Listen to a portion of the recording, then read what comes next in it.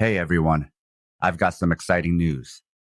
We're unlocking Southpaw Deep Space Nine Season 2 and making it available for everyone on our public feed. But if you love our work and want to be the first to listen to Season 3 as it's being released, head over to Patreon. There you'll find break-free versions of past SDS9 episodes, Southpaw and Fight Study, and our other bonus show, Fighters Brew. You'll also find our Liberation Martial Arts program, which is exclusive to our supporters. It's for beginner and advanced martial artists, as well as people just looking for fitness and rehabilitation. It's a gentle, wholesome, and embodied approach to training. Lots of individuals, trainers, families, friends, collectives, activists, and organizations are already using it.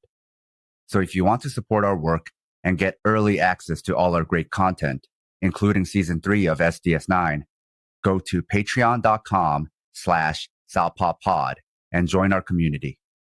You can also go to southpawpod.com and find the links there or on our show notes. Thanks for listening and catch you soon.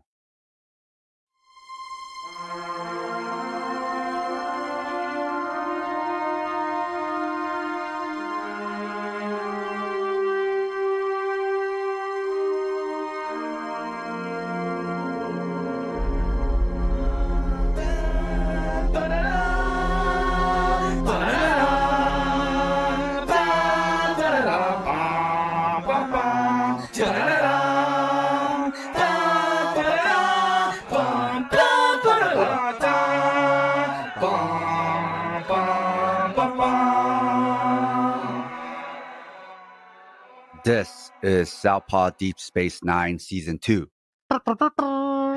where we analyze Deep Space Nine and Star Trek from a political and historical lens, episode by episode. I'm watching DS9 with fresh and hopefully less fan-biased eyes, and Scott is the veteran Trek fan who knows more context about the show. We are discussing Season 2 of DS9, Episode 6, Melora. Scott, can you tell us about this episode? Nothing I'd rather do. So, Melora is the first Elysian to join Starfleet. Based on where she was born, the gravity is different than what we are used to, and she can't travel Deep Space Nine without gravity accommodation, which does not exist on that station. So, in order for her to exist in the gravity that is in Deep Space Nine based on her abilities to move around, Bashir and O'Brien design a wheelchair for her who is insistent on doing everything for herself. She can do all of this. She can get around. She can do what she needs. Her disability, and even if it is a disability, does not define her. In fact, despite of it, she does what she needs to do. And she's smart, and she's cultured, and she's dope. Quark is making a deal when a character, Valid Cat, comes in. Been in jail for a minute, possibly because of Quark. Quark is nervous and is showering him with compliments and lots of stuff. He's going to kill Quark. Melora is used to being left out of conversations. She's used to feeling like she's left out of conversations. She feels like because of her issues and her challenges, people are always talking behind her back or giving her things that she doesn't feel she needs. When she joins the team for runabout usage, Melora is angry. She's feeling infantilized. She doesn't understand why she's being asked to work with Dax.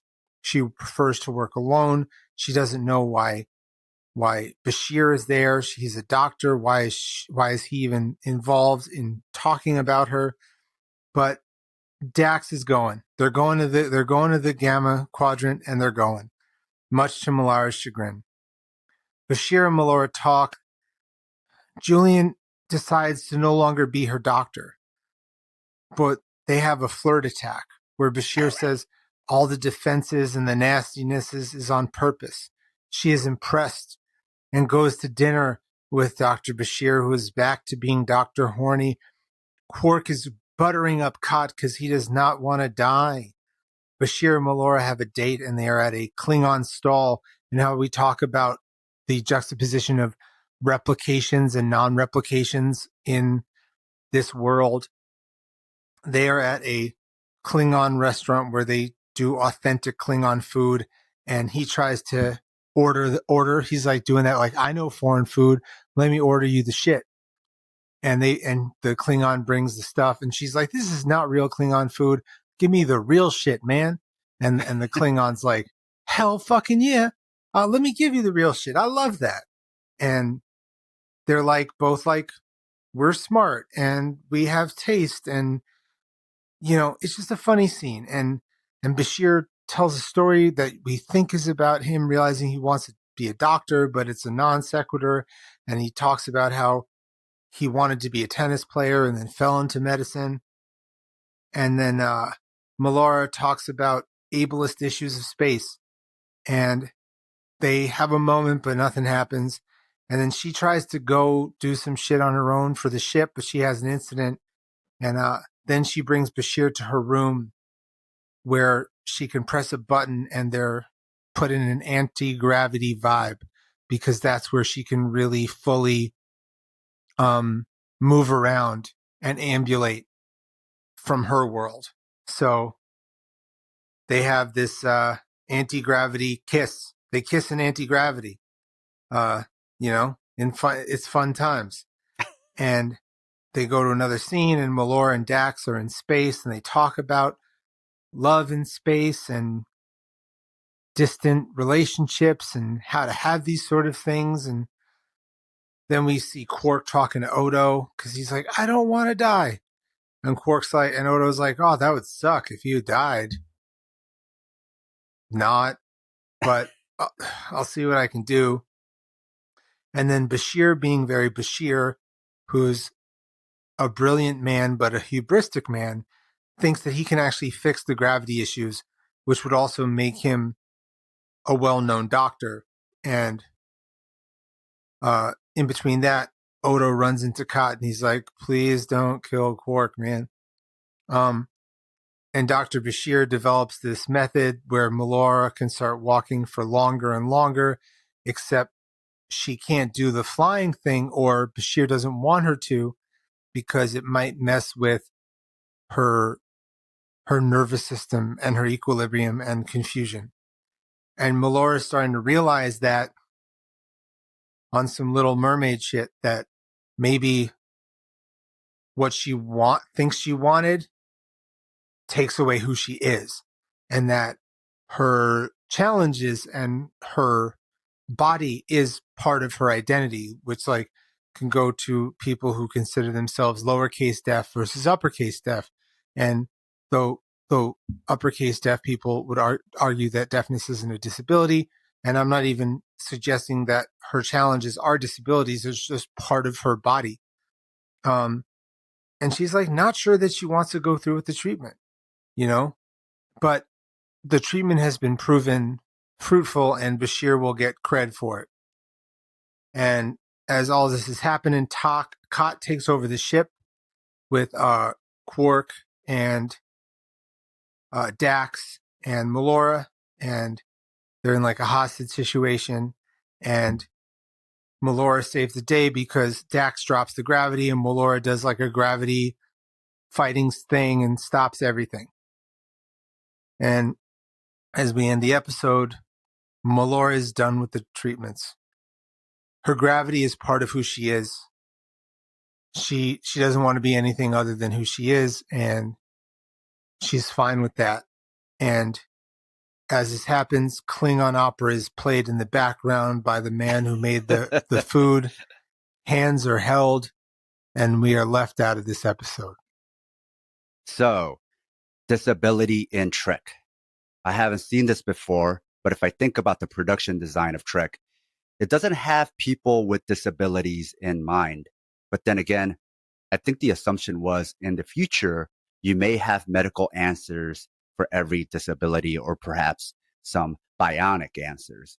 Mostly. Have you seen Star Trek IV, the movie, The Voyage Home? Yes. So you remember that scene where they're at a hospital, and Bones is talking about how barbaric medicine was in the 20th century and is able to give a woman a pill that cures her need for dialysis, which, with revealing some stuff about myself, I was always moved by that scene because my father passed away from complications of kidney renal failure.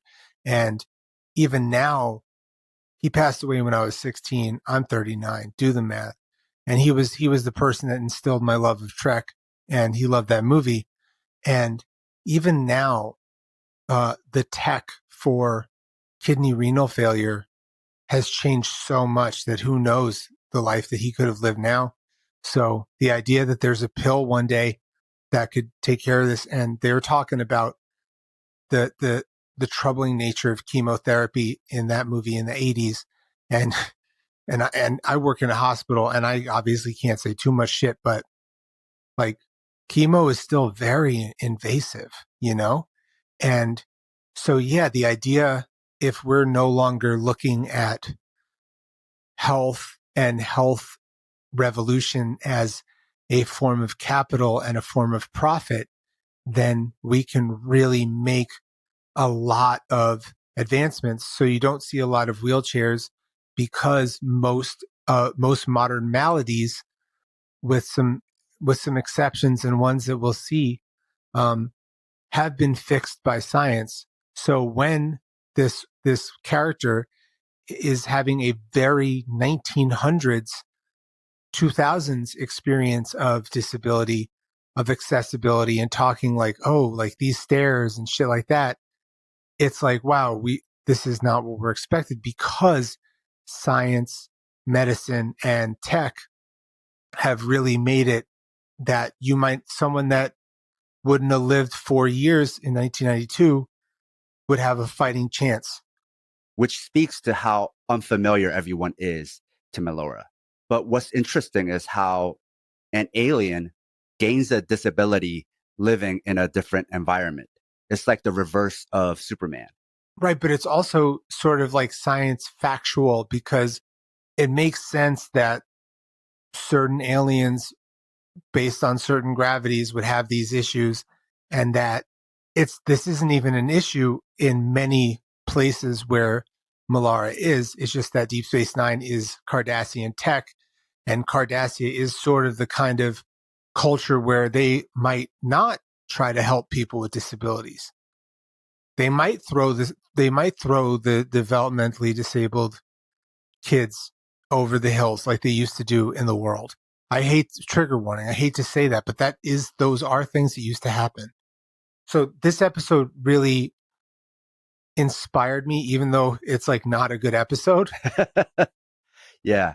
This episode, when we were discussing behind the scenes, I was like, this episode is a really good opportunity for discussion, but to use your words, was a clunker of an episode in many ways. I completely agree with that. A note to our listeners: if you love the Southpaw Project, please support us and help us get paid for our labor by financially supporting us on Patreon.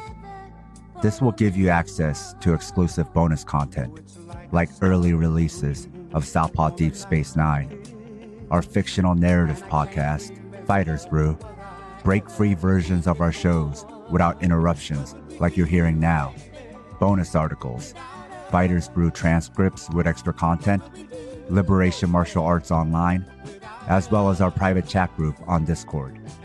You can also make one-time donations at Ko-Fi or show your solidarity by wearing our swag. You can find all pertinent links at southpawpod.com. To the points about real-life analogies, I have a lot of that. Because first off the bat, what I thought about is the analogy of how a lot of immigrants feel when they come to the West. They're made to feel backward, less than. It's a world not designed for them. And so this comparison of an alien to a disability, I don't know if the writers were aware of it, but there is a lot of overlap.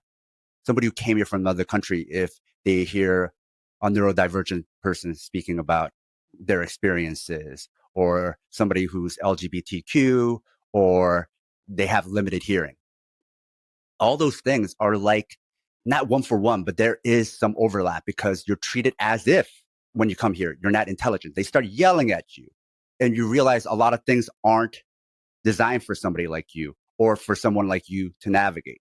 And just also the way that we talk about uh, disability culture and illness culture and victim culture.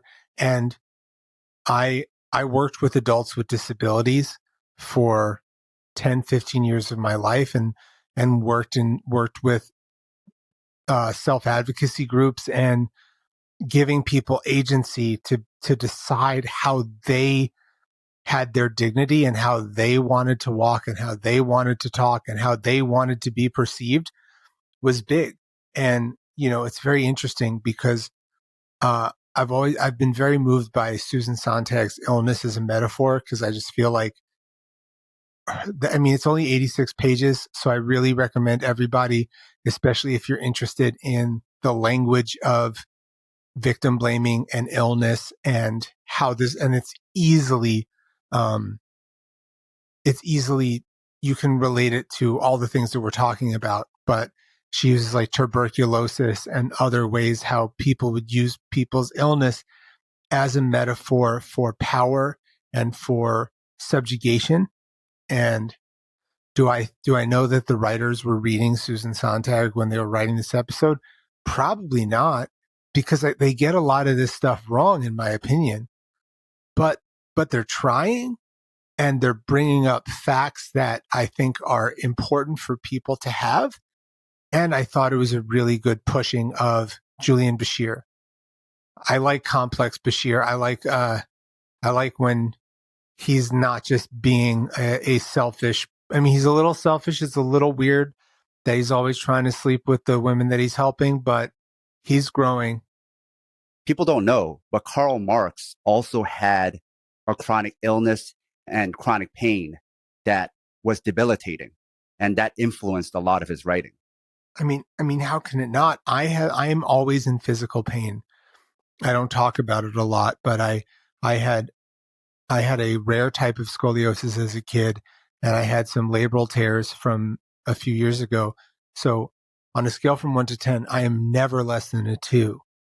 So it definitely informs me, but it is also, I know better than to talk about it all the time. I know the language, I know the tells, I know the words that are used. And I'm not saying poor me, because you shouldn't feel bad for me. I'm living a life that is very fulfilling and I'm proud of and brings me joy. I'm just saying that all of it is going to inform you. And when you find out characters and writers are going through tremendous pain, but are also like hesitant to talk about it because of the infantilization, it becomes an issue. Even the other day when I was doing jujitsu with somebody, I'm 6'1", I'm 215 pounds. I'm a blue belt in Brazilian jiu-jitsu. I'm not like amazing, but I'm fine. And I was working with someone who is very small, very nice. She's a comrade. And I was like, hey, you don't have to worry. Like you can go hard, but I'm going to be all right. And then I was like, you know what? Let me shut up. Cause like, am I infantilizing right now? And she was like, you're not, but I'm really glad you're thinking about that. So thank you. So like not infantilizing people and being mindful of the complexities of people and people that do or do not have disabilities. Cause I don't think Melora would say that she had disabilities. She had challenges that were part of her identity, I think. Now, what was so common in the 90s and really still is today is what's known in literature as the reverse victim. Let's take a form of discrimination and reverse it. The militant, angry Black person lashing out at everyone who then learns to play nice after a lecture was a common trope I grew up with. This is a version of that as well. There's also a bit of the worthy victim. Melora has to be twice as tough and smart as everyone else to be worthy of empathy from the viewer. Yeah, right. The worthy poor, the worthy disabled, yeah. And this is where the writers are operating from. But there's also commentary about white supremacist architecture, to your point. The station is built for big, strong white men. To give an example, my wife recently took my kid to a local park with a giant pond and a fountain. It also has boats that you pedal. My wife isn't short, but she had a hard time reaching the pedals. This boat was made for tall men.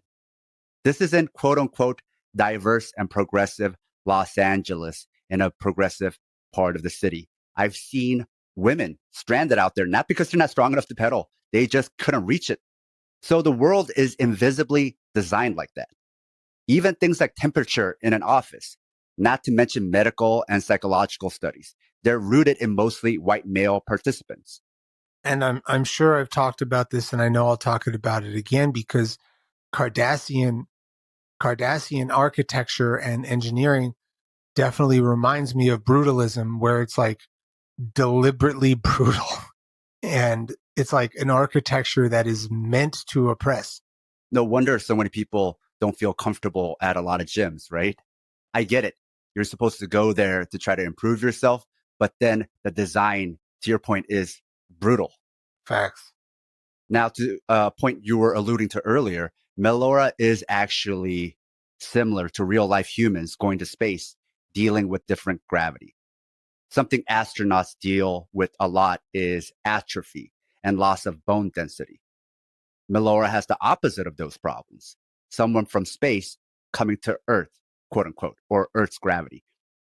But it's wild and trick how you have humans in space who've never been in zero gravity. Julian said he's never flown in zero gravity before. So that might sound cool, but from my analysis, critical theory, whose gravity are Trek ships and bases set to? We can't blame this all on Cardassians. What temperature is it set to? It raises a lot of questions how a lot of these problems can still exist in a fictional future because writers still work from a set of default assumptions. These writing rooms are dominated by men, and probably female writers are like, this isn't always the most comfortable situation, but they're not thinking that. They're like, you're just uncomfortable with the normal. But what's normal is what's normal for you, right? So who gets to decide? Going back to something we talked about in the previous episode about Cardassians, it's about standpoint theory. Whose working definition of truth are we working from? Whose definition of normal are we operating from? And something you were talking a lot about is the question of curing who you are. But I feel like the episode itself didn't linger with that question for too long because then they basically tell us exposition alert, right? Something you always talk about. They tell us it's the Little Mermaid story in space. It's not just an allegory. They literally just tell you that. Then immediately after they tell you that, they're in the sea with zero gravity and Melora saves the day because she knows how to swim in zero gravity. A little too on the nose. A little too on the nose. The logic of the final conversation between Melora and Julian was also confusing for me. I don't have a problem with the decision, right? From a vacuum, everything you said is true about hearing who you are. Philosophically, I get where they're coming from.